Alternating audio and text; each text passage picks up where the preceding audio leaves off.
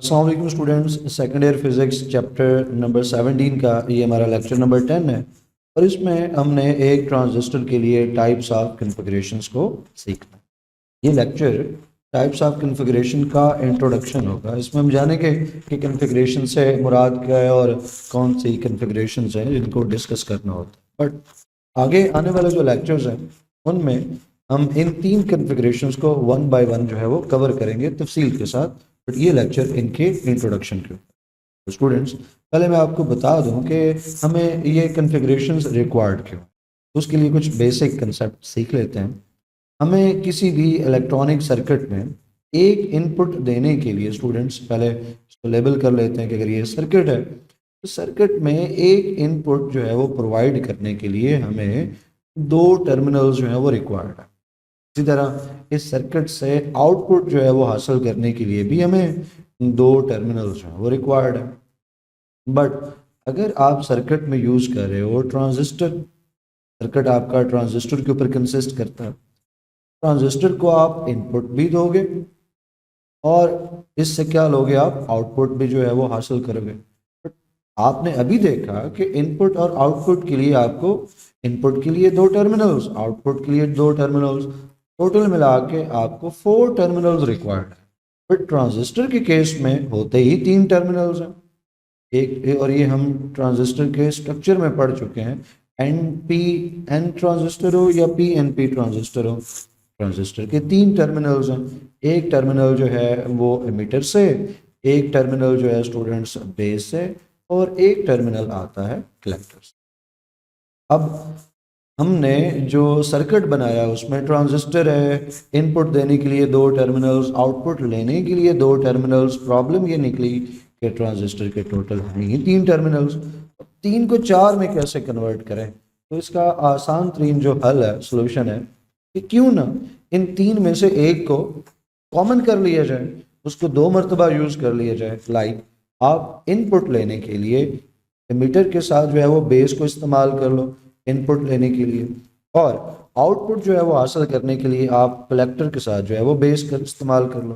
तो आप इससे आउटपुट जो है वो हासिल कर सकते हो। इस तरह से एक बेस को कॉमन बनाते हुए आपने 4 टर्मिनल इन टोटल जो है वो हासिल कर दिए। मीटर बेस से आपको इनपुट मिल रहा है तो कलेक्टर बेस से आपको आउटपुट मिल रहा है। तो जो सर्किट की इन जनरल ज़रूरत है कि 2 terminals for input, 2 terminals for output, वो भी पूरी हो गई। और ट्रांजिस्टर का जो इस्तेमाल है सर्किट के अंदर इस तरह वो भी हम कर सकेंगे। इसके लिए लाजमी है कि 3 को 4 में हम कन्वर्ट करें। 3 को 4 में कन्वर्ट करने के लिए हमारी ज़रूरत क्या पड़ गई कि हमने इन 3 टर्मिनल्स में से कोई एक टर्मिनल जो है वो कॉमन लाजमी बनाना for input and output signal. Students, जब आप इनपुट और आउटपुट सिग्नल में बेस को कॉमन बनाते हो, ये कन्फिग्रेशन आपकी कहलाती है कॉमन बेस कन्फिग्रेशन। फिर जब आप जो है वो एमीटर को कॉमन बनाते हो, ये कॉमन एमीटर कन्फिग्रेशन कहलाती है। आप कलेक्टर को भी कॉमन बना सकते हो तो ये कॉमन कलेक्टर कन्फिग्रेशन कहलाती है। अब स्टूडेंट्स, ये जो कन्फिग्रेशंस है ना, ये NPN के लिए भी एग्जिस्ट करती हैं और PNP के लिए भी ये एग्जिस्ट करती हैं। हर ट्रांजिस्टर को आपने किसी एक कन्फिग्रेशन में लाजमी इस्तेमाल करना है। अब ये सर्किट की ज़रूरत है, नीड है, रिक्वायरमेंट है। जैसी रिक्वायरमेंट हो उस हिसाब से स्टूडेंट्स हम कन्फिग्रेशन यूज़ करते हैं। हर काम के लिए हर कन्फिग्रेशन जो है वो इस्तेमाल नहीं की जा सकती, क्योंकि इन कन्फिग्रेशंस की अपनी अपनी करैक्टरिस्टिक्स हैं। और ये मिसाल के तौर पे इनपुट करैक्टरिस्टिक्स होगी, आउटपुट करैक्टरिस्टिक्स होगी, फिर इनका करंट गेन कितना है किस कन्फिग्रेशन के अंदर।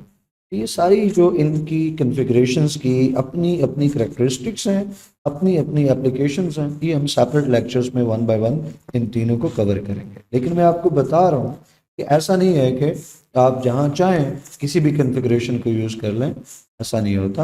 आपको एक स्पेसिफिक टास्क के लिए, एक स्पेसिफिक ऑब्जेक्टिव के लिए, आउटकम के लिए एक ख़ास कन्फिग्रेशन जो है वो यूज़ करनी है। तो जब आप सीख लोगे इन कन्फिग्रेशंस के फीचर्स, इन कन्फिग्रेशन की प्रॉपर्टीज़, इन कन्फिग्रेशन की करैक्टरिस्टिक्स, तो फिर आप आसानी से ये डिसाइड कर सकोगे, अच्छा एक कन्फिग्रेशन में ये फीचर्स हैं तो फिर ये कन्फिग्रेशन जो है इस खास ऑब्जेक्टिव को सर्व कर सकती है, एक खास एप्लीकेशन में यूज़ हो सकती है एंड सो ऑन। चलें अब हम इंट्रोडक्शन में मज़ीद आगे बढ़ते हैं और इन कन्फिग्रेशंस को वन बाय वन आइडेंटिफाई कर लेते हैं यूजिंग डायग्राम। तो स्टूडेंट्स पहली कन्फिग्रेशन जिस पे हम बात करने जा रहे हैं ये है कॉमन बेस कन्फिग्रेशन। नाम से पता चल रहा है कि भाई हमने इनपुट और आउटपुट दोनों सिग्नल्स में कॉमन किसको करना है, बेस को। तो जब बेस जो है इनपुट और आउटपुट दोनों सिग्नल्स में कॉमन टर्मिनल अपेयर होता है, इनपुट लेने के लिए भी बेस आएगा और आउटपुट देने के लिए भी बेस आएगा, तो ऐसी कन्फिग्रेशन कॉमन बेस कन्फिग्रेशन कहलाती है। अब फिर इनपुट टर्मिनल्स कौन से दो बनेंगे, आउटपुट टर्मिनल कौन से दो बनेंगे, तो बेस तो कॉमन है, इनपुट के लिए भी बेस अपेयर होगा, आउटपुट के लिए भी बेस अपेयर होगा, बाकी बेस के साथ एक एक जो है वो दूसरा टर्मिनल आएगा। तो इनपुट लेने के लिए कॉमन बेस कन्फिग्रेशन में आप एमिटर और बेस टर्मिनल्स को इस्तेमाल करते हो और आउटपुट हासिल करने के लिए आप कॉमन बेस कन्फिग्रेशन में कलेक्टर और बेस टर्मिनल्स को इस्तेमाल करते हो। तो डायग्राम में हम स्टूडेंट्स देख लें तो ये जो फिगर है ये कॉमन बेस कन्फिग्रेशन को रिप्रेजेंट करता है, या NPN जो ट्रांजिस्टर है उसको लिया गया है, आप इसको PNP ट्रांजिस्टर के लिए भी शो कर सकते हो, बस साइन बीच में से बदल जाएगा, बाकी चीज़ तो वही रहेगी। तो स्टूडेंट्स देख सकते हैं कि इनपुट लेने के लिए हम दो टर्मिनल्स को यहाँ पे जो है वो यूज़ कर रहे हैं। इसको मैं एक्सटेंड कर लूँ तो एक टर्मिनल आ गया, इसको ये बेस वाला जो है इसको भी एक्सटेंड कर लिया जाए।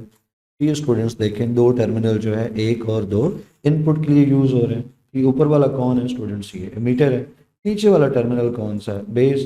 तो आप एमीटर बेस टर्मिनल से इनपुट हासिल कर रहे हो और फिर आप देखो आउटपुट के लिए तो इसको आप एक्सटेंड करें तो बेस एक बार फिर यहाँ पे आ गया और ऊपर जो है वो स्टूडेंट्स कलेक्टर है। तो आप देख लो कि आउटपुट आप हासिल कर रहे हो कलेक्टर बेस टर्मिनल्स को इस्तेमाल करते हुए।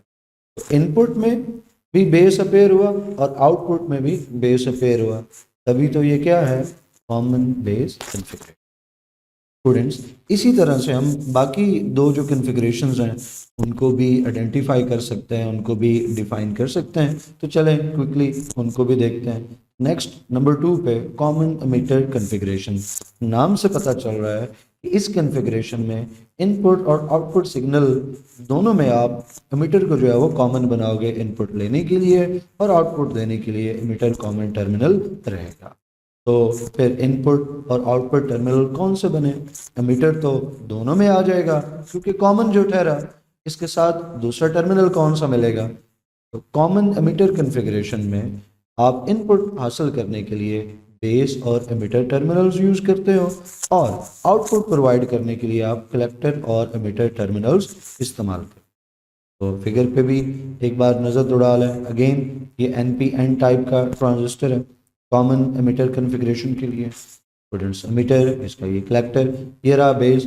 आप नोट कीजिए कि इनपुट हम यहाँ पे हासिल कर रहे हैं, इसको मैंने एक्सटेंड कर दिया, इधर से भी इसको एक्सटेंड कर लें, ये हो गया स्टूडेंट्स बेस और ये नीचे कॉमन के तौर पे एमिटर आ रहा है। तो आप इनपुट जो है वो हासिल कर रहे हो बेस और एमिटर टर्मिनल को यूज़ करते हुए।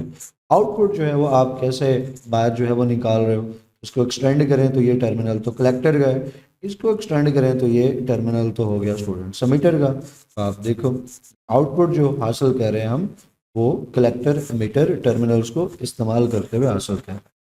और इसमें भी आप देखो कि आउटपुट में भी एमिटर अपेयर हो रहा है और इनपुट में भी एमिटर अपेयर हो रहा है, तभी तो ये क्या है, कॉमन एमिटर कन्फिग्रेशन। इसी तरह से स्टूडेंट्स जो तीसरी कन्फिग्रेशन है उस पर हम बात कर लेते हैं।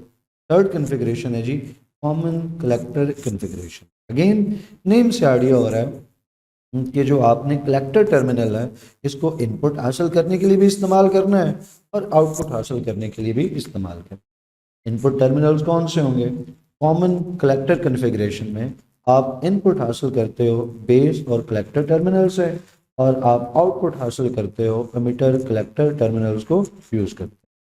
डायग्राम में इसी चीज़ को देखें। अगेन NPN ट्रांजिस्टर को लेके कॉमन कलेक्टर कन्फिग्रेशन आपके लिए शो की। स्टूडेंट्स टर्मिनल्स को थोड़ा सा एक्सटेंड कर लेते हैं ताकि आसान हो जाए। तो ये बेस वाला टर्मिनल, इसको एक्सटेंड करें तो ये कलेक्टर टर्मिनल है। तो आप इनपुट जो है हासिल करने के लिए बेस कलेक्टर टर्मिनल्स का इस्तेमाल कर रहे हैं।